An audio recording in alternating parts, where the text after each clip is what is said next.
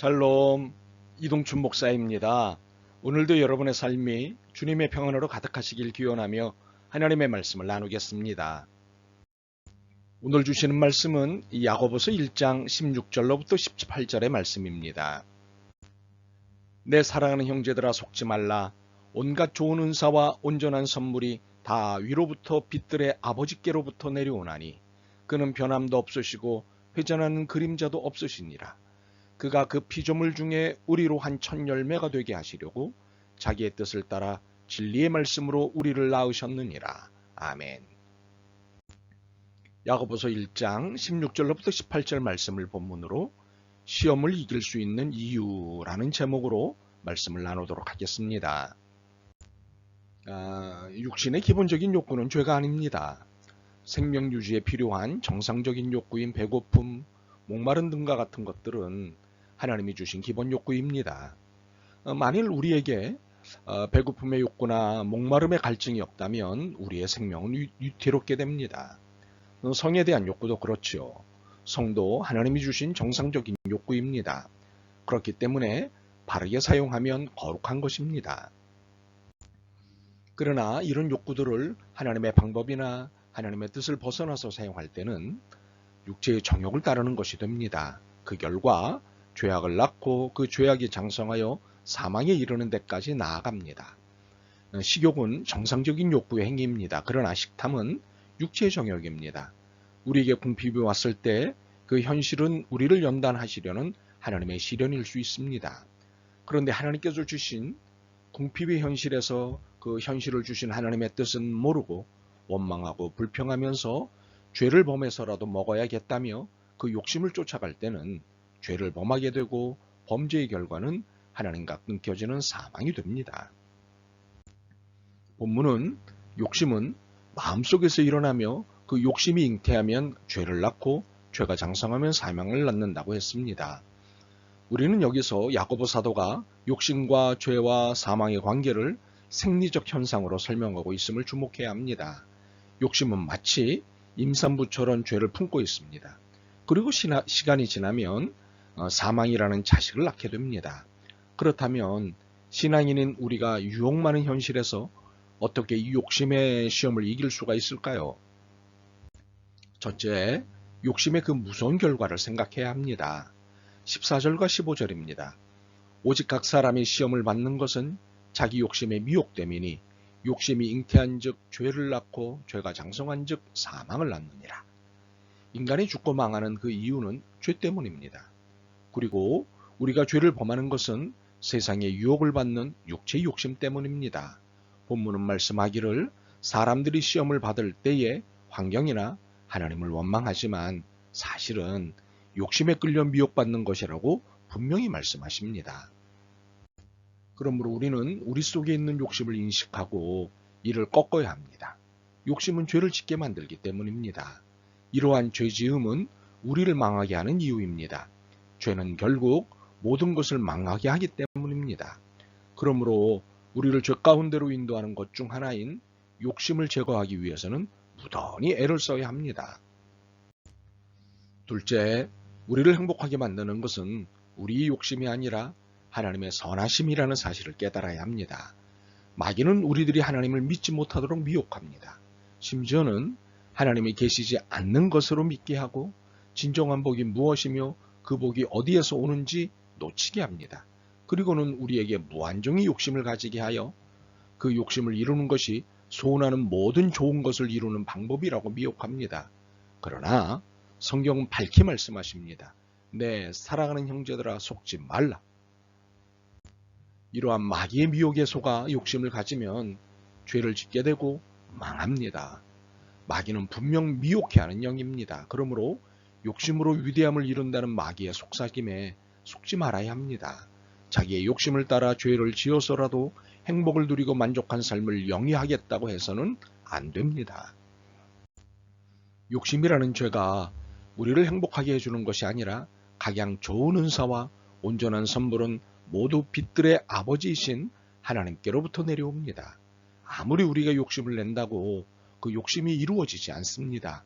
그러니 그것을 이루어 주겠다며 죄를 범하게 하는 유혹에 속지 말아야 합니다. 욕심을 이루려고 인생들이 싸우고 다툽니다. 그러나 주님은 얻고자 살인하고 시기하며 취하여도 결국엔 아무것도 얻지 못한다고 하셨습니다.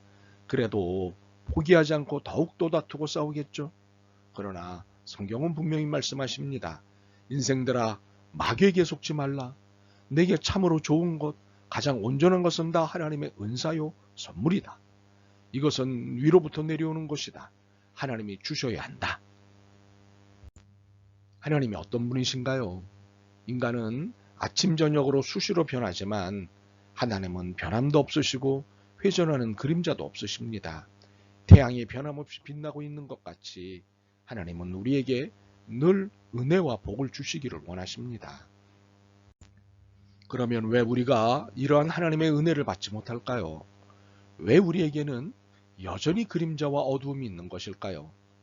태양은 항상 비추고 있습니다. 그러나 지구가 돌아 반대 방향에 있기 때문에 어두운 것이고 또 낮이라도 구름이 가리움에 우리에게 어둠이 있는 것입니다. 이처럼 우리가 하나님을 등지고 떠나기 때문에 우리에게 죄악이 있어서 하나님의 은총의 빛을 받지 못하는 것입니다. 욕심 때문에 우리가 행복한 것이 아니라 욕심 때문에 하나님의 은혜를 받지 못하는 것입니다. 우리가 잘못이지 하나님은 잘못이 없으십니다. 신앙생활을 하지만 그래도 내가 무엇을 해야 하고 내가 계약한 대로 이루어져야 하고 또 내가 이루고자 하는 이것을 이루려고 하면 쟁취해야 한다고 생각합니다. 그래서 이를 이루기 위해 싸움도 하고 속이기도 하고 빼앗기도 하고 심지어 죽이기도 합니다. 결국 이것 때문에 우리가 더 불행해지고 인간답게 살지 못하게 됩니다. 이러한 모습은 하나님께서 함께하지 않는 삶입니다.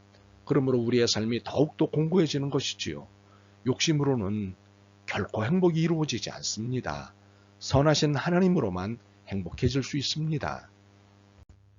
셋째, 우리는 이 빛들의 아버지이신 하나님의 자녀라는 사실입니다. 18절입니다. 그가 그 피조물 중에 우리로 한 천 열매가 되게 하시려고 자기의 뜻을 좇아 진리의 말씀으로 우리를 낳으셨느니라.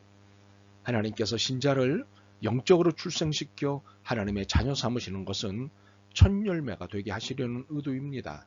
첫 열매는 1년 소산 중에 첫 것을 하나님께 구별해 드린다는 의미입니다. 모든 피조물 가운데 하나님께 구별하여 드리는 첫 열매가 신자라는 말입니다. 농약을 많이 사용하는 농부도 자기 먹을 것에는 농약을 하지 않는다고 하죠. 그러니 가장 사랑 많으신 하나님께서 자신의 첫 열매로 구별한 자녀들을 악으로 유혹하시겠습니까? 하나님은 아무도 유혹하여 악에 빠뜨리는 분이 아니십니다. 하나님은 자신의 자녀들에게 가장 좋은 것을 주십니다. 그러므로 하나님이 주신 시련의 시험은 참으면 복이 됩니다. 그러나 마귀가 주는 유혹의 시험은 이겨야 합니다. 지면 사망입니다. 어떻게 이깁니까? 욕심의 결과를 잊지 말아야 합니다. 욕심이 잉태하면 죄를 낳는다는 사실을 잊지 말아야 합니다. 우리 마음을 조심하지 않으면 우리는 어떤 죄를 범할지 모릅니다. 혹시 욕심이 주는 죄를 범하고 있습니까? 하나님의 심판을 두려워하십시오. 죄값은 당장은 안 보여도 그 결과는 반드시 있습니다. 죄가 우리를 불행하게 하고 망하게 하며 결국 하나님과 분리시킵니다. 예수 그리스도의 보혈에 놀라우신 은혜가 있지만 이 은혜를 너무 쉽게 여기고 죄를 범하는 자를 하나님은 용서하지 않으십니다. 우리 앞에는 늘 시험이 있습니다. 하나님의 자녀를 시험하는 악한 영에 휘둘리는 세상에 살고 있기 때문입니다. 그리고 죄 가운데 거하고 있기 때문입니다. 그러나 시험은 지는 것이 아니라 이길 수 있습니다. 주님이 우리와 함께 계시기 때문입니다. 참고 이길 때 영광의 면류관이 있습니다. 어떤 경우에도 이 모든 은혜의 사실들을 잊지 마시기 바랍니다. 아멘. 주님, 세상에는 속이는 유혹들이 너무도 많다는 사실을 깨달았습니다. 우리의 욕심을 부추겨 죄를 짓게 하는 미혹들도 너무 많음을 깨달았습니다. 이 모든 유혹과 미혹에서 이기게 하옵소서. 속지 않고 모든 욕심을 내려놓고 주님의 은혜를 소망하며 살게 하여 주옵소서. 예수 그리스도의 이름으로 기도드립니다. 아멘. 오늘도 여러분의 믿음과 삶을 응원합니다. 사랑합니다.